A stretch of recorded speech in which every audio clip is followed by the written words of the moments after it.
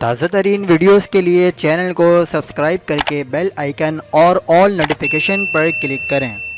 حق پاکستان نیوز کے ساتھ میں ہوں محمد جنید اسدی۔ کراچی کی سیاست میں ایک بار پھر ہلچل۔ وزیر اعلیٰ ہاؤس کے باہر پولیس کے لاٹھی چارج کے دوران جاں بحق MQM کے کارکن محمد اسلم کی نماز جنازہ ادا۔ MQM پاکستان رابطہ کمیٹی ارکان ANP سمیت متعدد سیاسی رہنماؤں کی بھرپور شرکت۔ کارکنان کی حکومت کے خلاف نعرے بازی، جیل بھرو تحریک کی دھمکی۔ آپ کو اہم خبر سے آگاہ کرتے چلیں، گزشتہ روز پولیس کے تشدد سے جاں بحق MQM کارکن محمد اسلم کی نماز جنازہ نصیر آباد شارع پاکستان پر ادا کر دی گئی۔ نماز جنازہ صاحبزادہ جمیل راٹھوڑ نے پڑھائی، جس میں ہزاروں متحدہ کارکنان ANP رہنماؤں سمیت متعدد سیاسی شخصیات نے شرکت کی، جس کے خصوصی مناظر آپ اپنی اسکرین پر دیکھ سکتے ہیں۔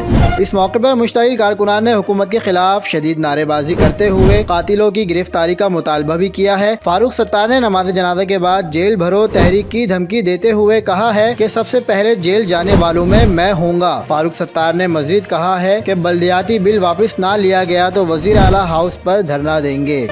مزید خبروں کے لیے دیکھتے رہیے حق پاکستان نیوز۔